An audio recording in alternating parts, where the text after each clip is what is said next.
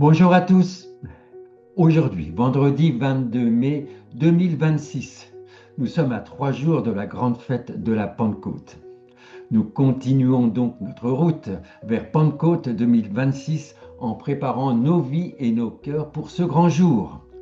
Aujourd'hui, nous voyons les étapes pour recevoir le baptême dans le Saint-Esprit.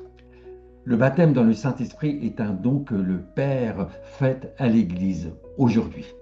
Mais si un cadeau est toujours gratuit, il n'a de valeur que si tu le reçois. Alors, comment faire pour le recevoir? Premièrement, se détourner sincèrement de tout péché pour obéir sans réserve à Dieu. En effet, le Saint-Esprit est donné à ceux qui lui obéissent. Acte 5, verset 32. Deuxièmement, avoir le cœur purifié par la foi en Jésus. L'Esprit de Dieu qui est saint ne peut pas remplir un cœur qui n'est pas purifié par le sang de Jésus, comme on peut le lire dans Acte 15, versets 8 et 9. Troisièmement, le demander à Dieu par la prière. Certes, c'est une démarche simple, mais importante que Jésus enseigne dans Luc 11, verset 13. Si donc, méchants comme vous l'êtes, vous savez donner de bonnes choses à vos enfants, à combien plus forte raison le Père céleste donnera-t-il le Saint-Esprit à ceux qui le lui demandent? Dieu promet le Saint-Esprit et il le donne à celui qui lui demande, et il ne reçoit pas autre chose que le Saint-Esprit. Quatrièmement, il faut avoir soif et le désirer ardemment. Dans Jean 7, versets 37 et 38, nous lisons ceci. Jésus s'écrie, si quelqu'un a soif, qu'il vienne à moi et qu'il boive. Celui qui croit en moi, des fleuves d'eau vive couleront de son sein, comme dit l'Écriture. Il est nécessaire de le désirer ardemment. On ne peut pas donner à boire à quelqu'un qui n'a pas soif. Dieu ne forcera jamais une personne à recevoir la plénitude du Saint-Esprit si elle n'en ressent pas le besoin. Si quelqu'un a soif, dit Jésus.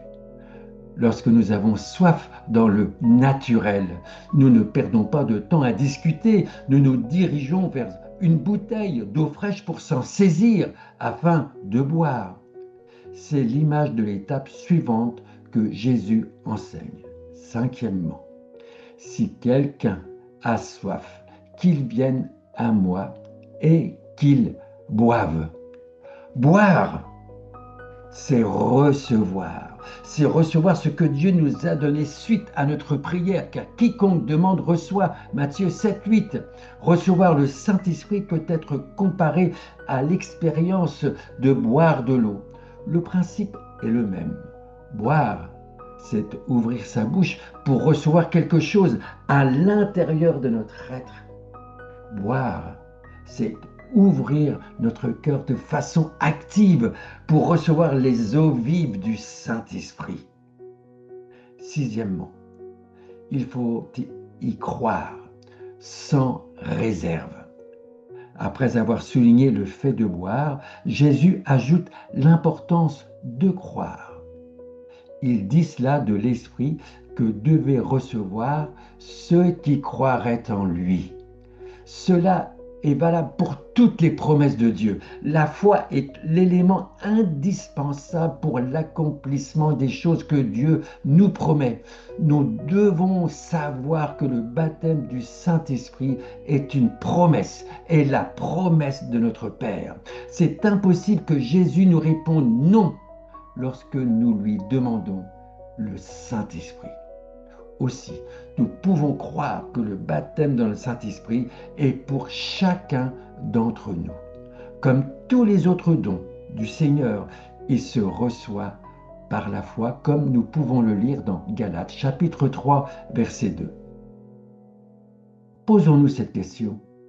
Quel signe montre qu'un croyant est baptisé dans le Saint-Esprit. Le parler en langue est la manifestation normale et biblique, prouvant qu'un croyant est baptisé dans le Saint-Esprit.